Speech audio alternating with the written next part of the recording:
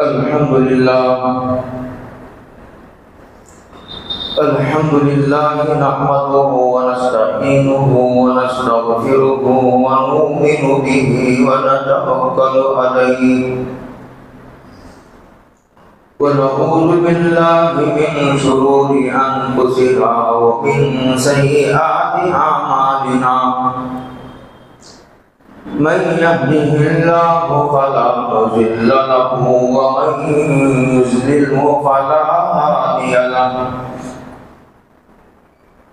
व नशहदु अन ला इलाहा इल्लल्लाहु वहदहु ला शरीका लहु ला ज़िद्दा लहु व ला निद्दा लहु ला मिस्ला लहु व ला मिसाला लहु ونشهد أن سيدنا وسندنا ونبينا ومولانا محمدا عبده ورسوله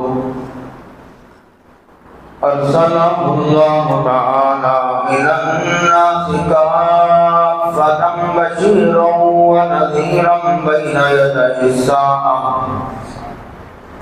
من يطع الله ورسوله فقد رشد واهتدى ومن يعص الله ورسوله فقد ضل وغوى أعوذ بالله من الشيطان الرجيم بسم الله الرحمن الرحيم كتب عليكم القتال وهو كره لكم وعسى أن تكرهوا شيئا وهو خير لكم وعسى أن تحبوا شيئا وهو شر لكم والله يعلم وأنتم لا تعلمون وقال تعالى يا أيها الذين آمنوا ادخلوا في السلم كافة ولا تتبعوا خطوات الشيطان إنه لكم عدو مبين صدق الله مولانا العظيم وصدق رسوله النبي الكريم ونحن على ذلك من الشاهدين والشاكرين والحمد لله رب العالمين काबिल कदर बुजुर्गों दोस्तों भाइयों अस्सलामु अलैकुम व रहमतुल्लाहि व बरकातुहू। इस्लाम सूरह बकरा की एक आयत करीमा तिलावत करने की अल्लाह रब्बुल आलमीन ने सआदत अता फरमाई है। ये मज़मून बहुत ही अहम, बहुत ही ज़रूरत का और फिर ये मुसलमान होने के बाद मुसलमान बाकी रहने के लिए शर्त है और ज़रूरी है। तर्जमा यह है इस आयत करीमा का या अय्युहल्लज़ीना आमनू, ऐ ईमान वालों, उदखुलू फिस्सिल्मि काफ़ा वला तत्तबिऊ खुतुवाति शैतान इन्नहु लकुम अदुव्वुम मुबीन। ईमान वालों, इस्लाम में पूरे पूरे दाखिल हो जाओ।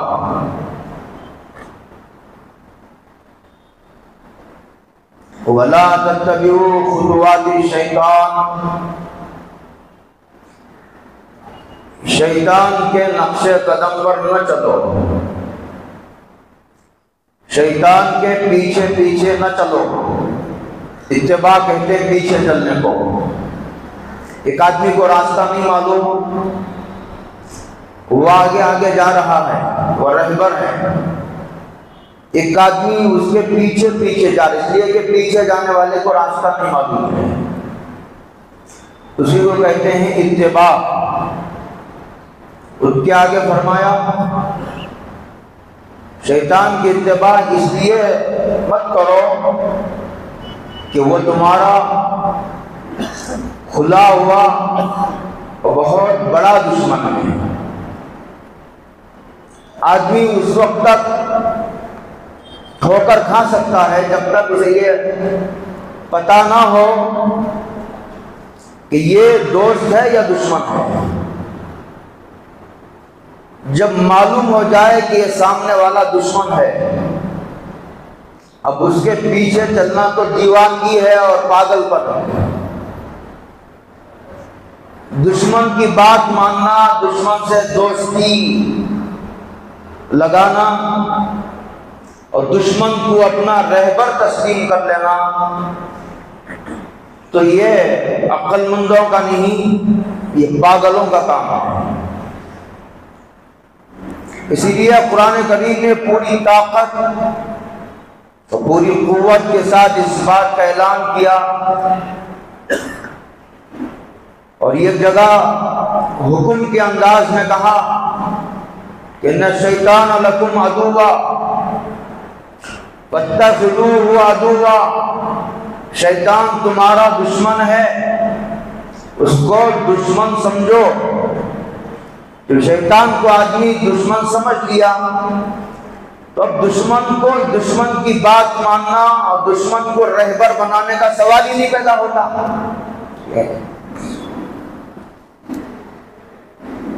ये तो इस आयत करीमा का तर्जमा था।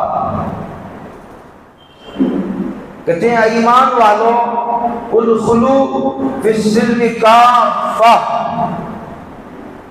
इस्लाम में पूरे पूरे दाखिल हो जाओ।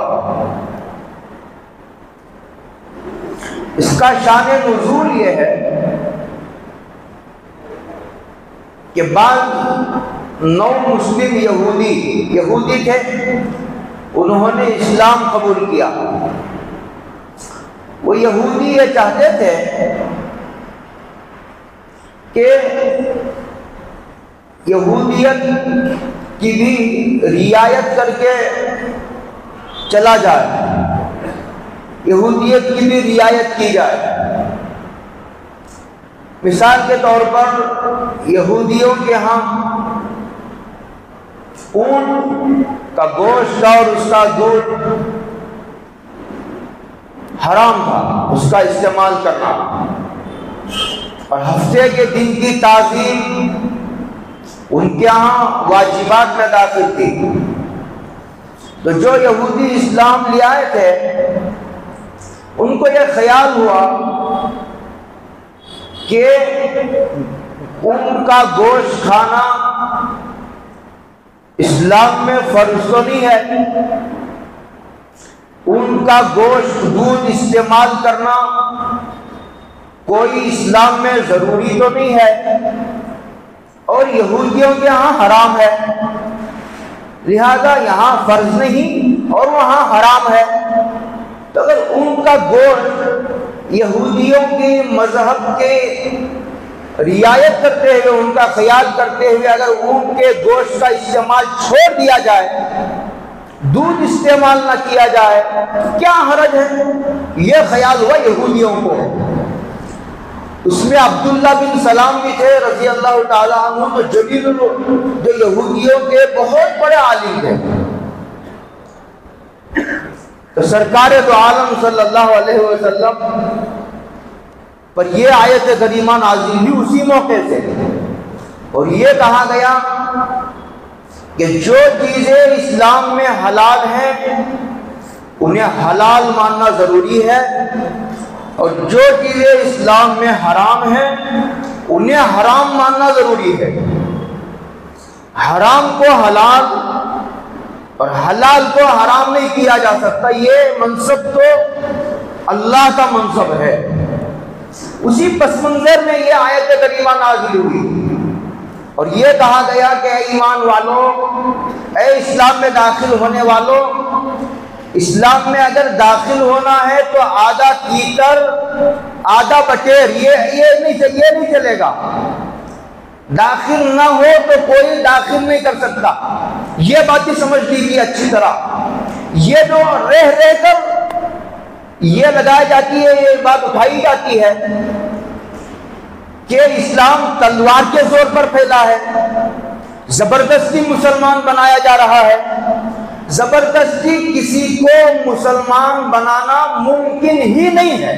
इसलिए नहीं है कि इस्लाम जो ईमान जिसे कहा जाता है वो तो एक दिल का अमल है।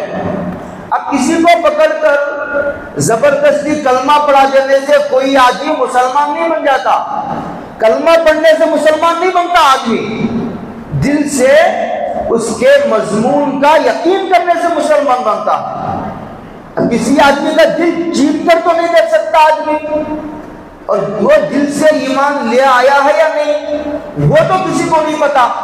इसलिए किसी को जबरदस्ती मुसलमान बनाना इम्पॉसिबल, ये पॉसिबल ही नहीं, मुमकिन ही नहीं। यही वो मजमून है जो कुरान मजीद ने एक जगह समझाया है, ला इकराह फिद्दीन। इसका तर्जमा यह है कि इस्लाम दीन में किसी को जबरदस्ती दाखिल करना ये मुमकिन ही नहीं है। मुमकिन इसलिए नहीं है कि वो तो दिल का अमल है, और दिल की हकीकत पर कोई आदमी अल्लाह के सिवा वो मुत्तले नहीं हो सकता और बाखबर नहीं हो सकता।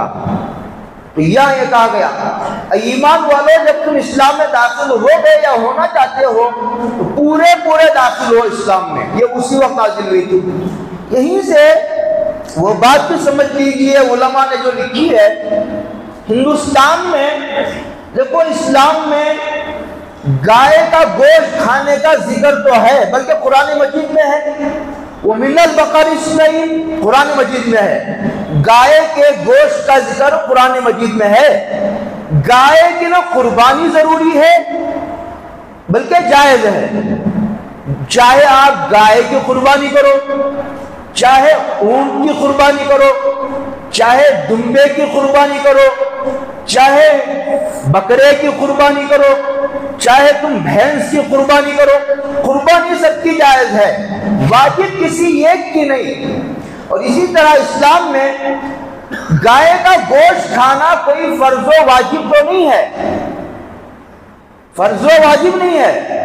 लेकिन एक आदमी गैरों के अकीदे को, क्योंकि बाद लोग उससे माबूद मानते हैं कि भाई ये तो है कानून के एतबार से कानून की खिलाफ वर्जी हो जाएगी, इसलिए आदमी ये जो कानून की खिलाफ वर्जी होगी तो फसाद होगा तो उसे बर्दाश्त करने की ताकत नहीं, इसलिए जो कुव्वत नहीं, तो इसलिए बचना वो अलग बात है।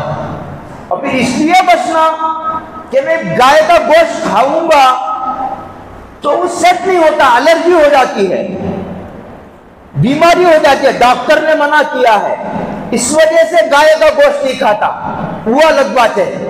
लेकिन चूंकि गैरों का अकीदा है कि वो माबूद है, उनके माबूद होने का लिहाज करते हुए कोई आदमी गाय के गोश्त को अपने ऊपर हराम कर लेता है तो ये कुफ्र का शायबा है, कुफ्र का शोभा है। ये अजीब बात है जो समझने की है। उसी को कुरान मजीद ने कहा, या अय्युहल्लज़ीना आमनू उदखुलू, जैसे अब्दुल्लाह बिन सलाम ने यह कहा था कि इस्लाम में ऊंट का गोश्त फर्ज तो नहीं है और यहूदियों के यहाँ हराम है।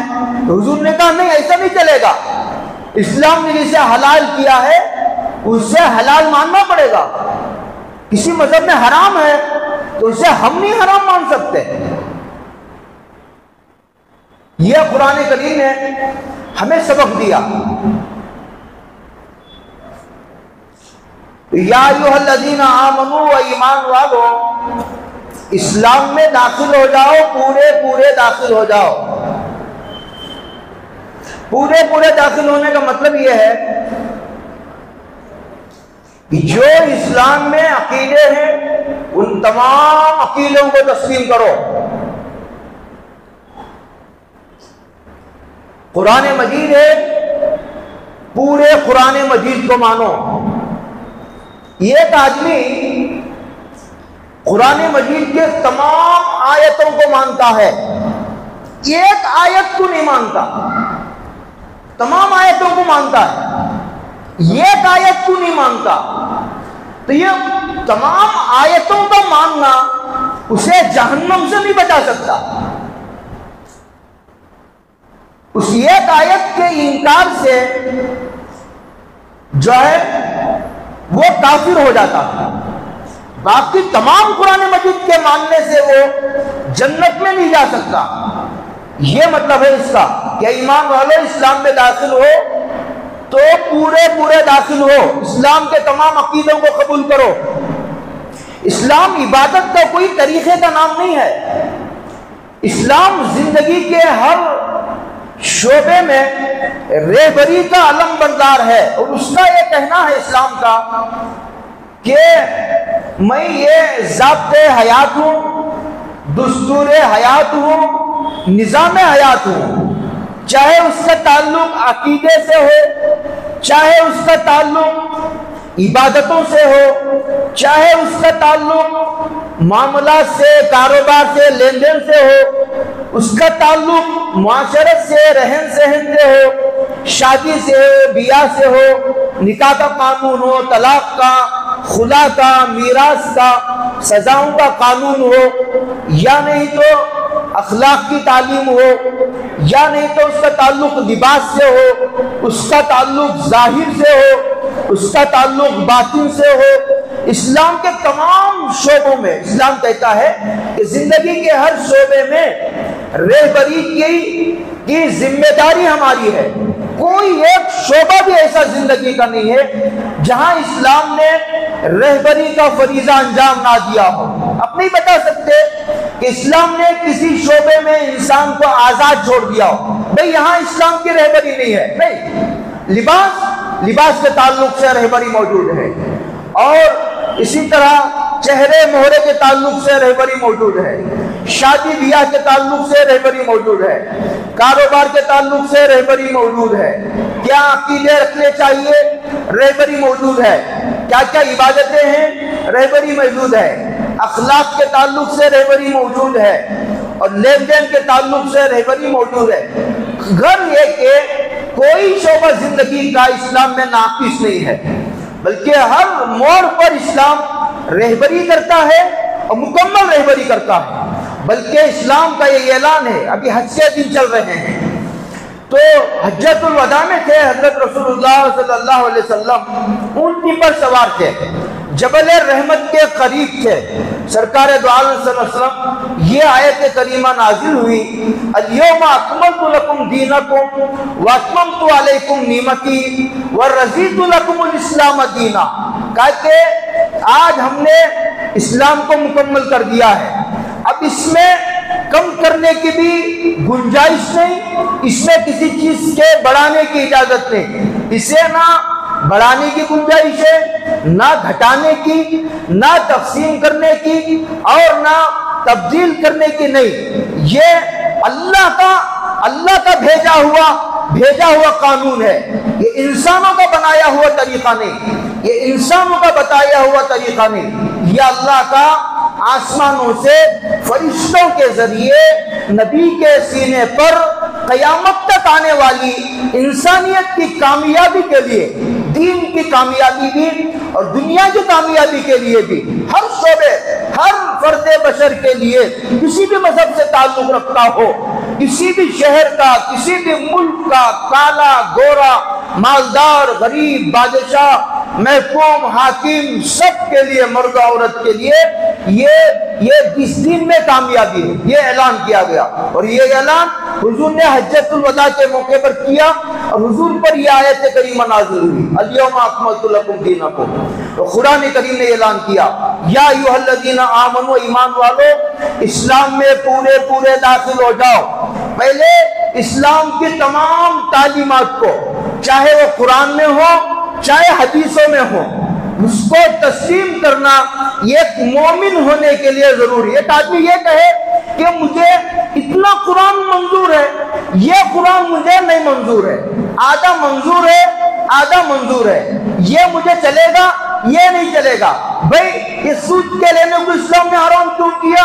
ये आप टेक्नोलॉजी के दौर में ये नहीं चलेगा। पर्दा 1400 साल पहले चलता था, अभी तरक्की के दौर में पर्दा, अगर कोई ऐसा कहता है तो उसके काफिर होने में कोई शुबा नहीं। अगर उसके कुफ्र में कोई शुबा करता है तो वो भी काफिर है। उसको कुरान करीम ने कहा, या अय्युहल्लज़ीना आमनू दुखुलू, ईमान वालों इस्लाम में पूरे दाखिल हो जाओ। सिल्म ये अरबी जबान का एक लफ्ज है।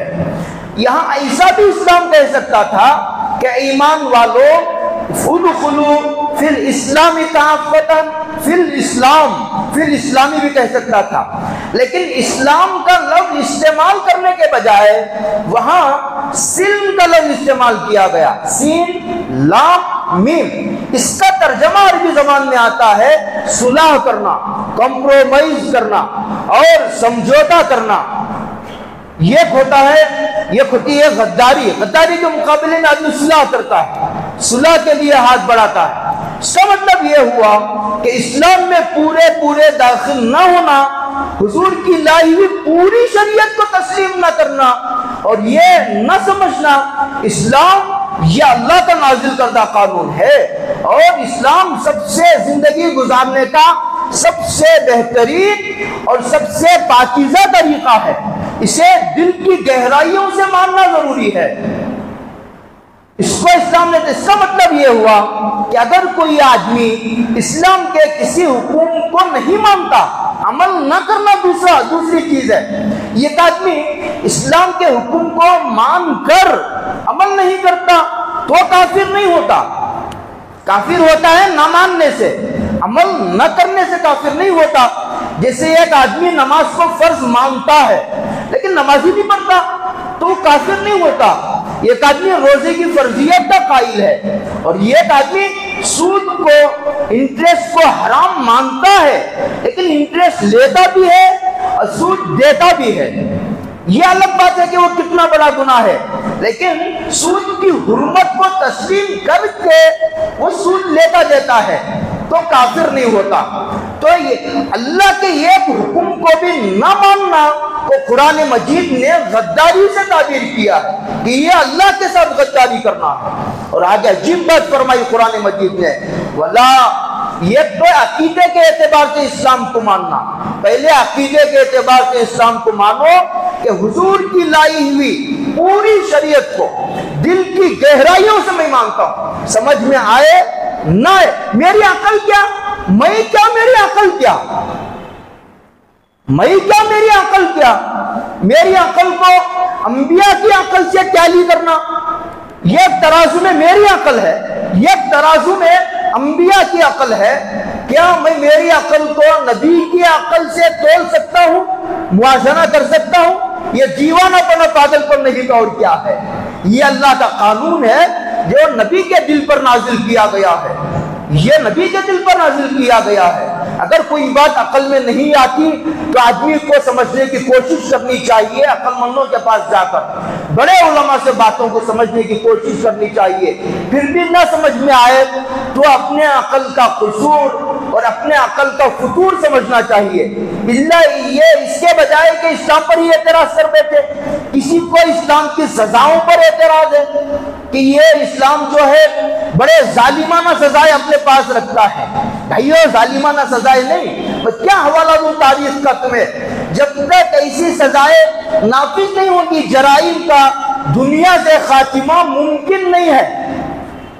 अब चाहे तो इस्लामी सजाओं को जारी करके देखो, 3 महीने में पूरा मुल्क, पूरा शहर मामून हो जाता है, अमन में आ जाता है, इसलिए कि उन सजाओं में वो ताकत है।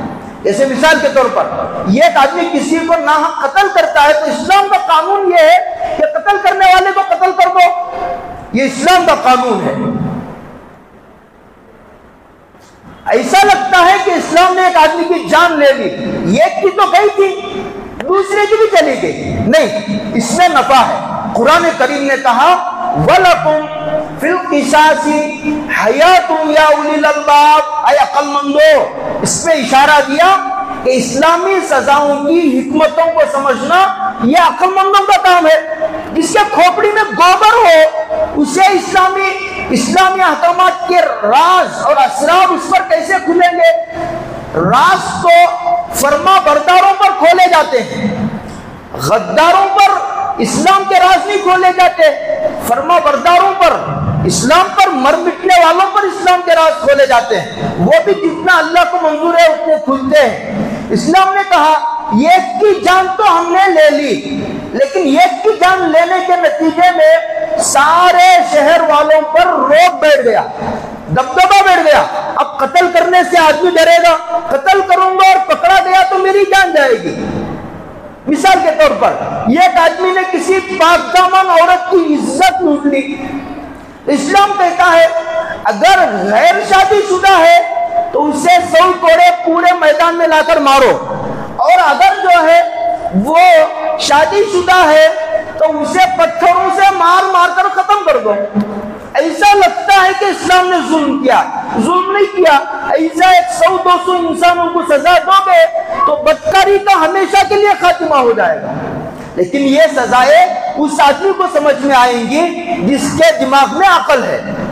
ये वलकुम बिल क़िसास हयातुन या उलिल अलबाब, ये मज़मून मैं इसलिए छेड़ रहा हूँ, अभी रह कर ये बात उठाई जा रही है कि हिंदुस्तान में यकसान सिविल कोड को नाफिज करना चाहिए। ये एक कुफरिया नारा है, ये एक शिर्क का नारा है। अब मुकाबला जो है वो ये सुन्नत और मुस्तहब का नहीं है, अब ये मुकाबला तो अकीदे का है। अब जंग ईमान और कुफ्र के दरमियान है, अब बड़ी टक्कर की जंग आ गई है। और ये 1400 साल से मुसलमान ये ऐलान करते हुए आए कि ये अल्लाह का बताया हुआ तरीका है, इंसानों का बनाया हुआ तरीका नहीं है। हमारे पास हर शोबे से मुताल्लिक मुकम्मल रहबरी मौजूद है। इसीलिए जब ये मसला उठाया गया योगा का, तो पूरे दुनिया में, पूरी दुनिया के मुसलमानों और उलमा ने इसकी मुखालफत की और ये कहा कि योगा ये वर्जिश नहीं है। लोग इसे कहते हैं ये वर्जिश है, ये वर्जिश नहीं है, ये इबादत का एक तरीका है, हवाले देने का यह मौका नहीं है। गीता है, गीता आपने नहीं पढ़ी होगी कभी। गीता ये उनकी एक मजहबी किताब है। उनका यह मानना है कि जिस तरह हम कुरान मजीद को अल्लाह की किताब मानते हैं, वो गीता को अल्लाह की किताब और मजहबी किताब मानते हैं।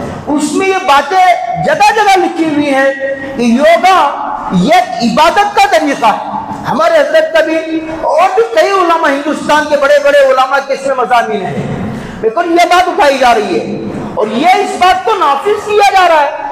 ये कहने की कोशिश की जा रही है और समझाने की कोशिश की जा रही है कि इसका मजहब से ताल्लुक नहीं है, ये एक वर्जिश है, ये सेहत के लिए है और ये एक यकसुई हासिल करने का तरीका है, ये धोखा देने की एक साजिश है। ये सूर्य नमस्कार है, उसमें सूर्य नमस्कार भी होता है। जिस तरह ये सूरज को की पूजा की जाती है, ये मुसलमान अल्लाह के अलावा किसी की इबादत करने का कायल नहीं है।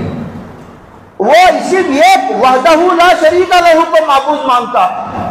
इसमें उसने कभी ना समझौता किया है और न समझौता करने का वो कायल है। सूर्य नमस्कार हो, ये योगा हो, ये वंदे मातरम हो, ये सब ये शिर्क के मुख्तलिफ शोबे हैं।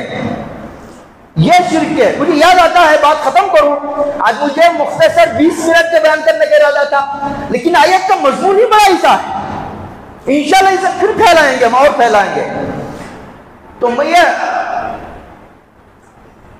उस मौके पर जब वंदे मातरम को स्कूल में पढ़ने वाले हर बच्चे पर लाजिम करार दिया गया था, उस वक्त मुस्लिम पर्सनल्लाह के सदर हजरत मौलाना अली मियां साहब रहमतुल्लाह अलैह ने लखनऊ में लाखों मुसलमानों की एक इज्तिमा से खिताब करते हुए कहा था कि हम हुकूमत से ये गुजारिश करते हैं कि वो इस कानून को हर मजहब के मानने वाले पर लाजिम करार ना दे, इसलिए कि इसमें शिरकिया मजमून है। हम फिर उसे समझाएंगे आपको वंदे मातरम में क्या शिरकिया मजमून है। ये मैं इसलिए से खोलना चाह रहा हूं, हमारा जो एजुकेटेड तबका है ये जरा बहुत ज्यादा सेकुलर होता जा रहा है, इतना सेकुलर होता जा रहा है जिसका बॉर्डर कुफ्र से मिला हुआ है। इतने शरीफ बनने की कोशिश ना करो कि तुम मुसलमान भी बाकी ना रहो। तुम इतने शरीफ बनने की कोशिश ना करो कि तुम मुसलमान भी बाकी ना रहो। अली मियां साहब ने कहा था, हम हुकूमत से गुजारिश करेंगे इस कानून को वापस ले। अगर ये कानून को वापस नहीं लेती तो हम मुसलमान के पेरेंट्स से ये गुजारिश करेंगे कि वो अपनी स्कूल कायम करे और मुसलमान बच्चों को स्कूलों से निकाल ले। उसके बाद का जुमला सुनाना है। उसके बाद कहा था, और देखने वालों का यह कहना है, अली मियां साहब ने उस वक्त जो पुरजोश तकरीर की थी, वैसी तकरीर तो कभी कभी करते थे, और हाथ में आसा था और डैश को मारते हुए वो ये कह रहे थे कि मुसलमान के घर में पैदा होने वाला बच्चा ये जाहिल तो हो सकता है, मुसलमान के घरों में पैदा होने वाला बच्चा ये जाहिल तो हो सकता है, लेकिन काफिर नहीं हो सकता। उसे ईमान अपनी जान से ज्यादा बारीक है, उसे ईमान अपने इल्म से ज्यादा प्यारा है। वो दुनियावी तालीम को ईमान के मुकाबले में, ईमान और दुनियावी तालीम में टकराव हो तो वो ईमान को तरजीह देने का कायल है। इसमें वो किसी किस्म की झिझक नहीं महसूस करता। अब बात खत्म करता हूं मैं आयत का आगे उसका तर्जुमा करके। आगे कहा, वला तत्तबिउ खुतुवाति शैतान, शैतान के पीछे ना चलो। इसमें क्या मतलब है? मतलब यह है कि शैतान ने अल्लाह के हर हुक्म का इनकार नहीं किया। शैतान ने अल्लाह के हर हुक्म का इनकार नहीं किया, सबको माना, एक का इनकार किया था। एक का इनकार करने की वजह से हमेशा हमेशा के लिए मरदूद हो गया। लिखा है किताबों में 8 लाख साल इबादत की थी। कितने साल? एक दिन, 2 दिन, 70 साल, 80 साल नहीं, 8 लाख साल इबादत की थी। लेकिन ये हुक्म को ना मानने और ये हुक्म पर एतराज करने की वजह से हमेशा हमेशा के लिए मरदूद कर दिया और उसकी 8 लाख की इबादत मुंह पर मार दी गई। जा, जब तुमको हमारे किसी हुक्म पर एतराज है तो फिर तेरी इबादत भी हमें मंजूर नहीं है। अल्लाह हम सबको अमल की तौफीक अता फरमाए। वाखिरु दावाना अल्हम्दुलिल्लाह रब्बिल आलमीन। हमारे यहाँ दीनियात का निज़ाम चलता है।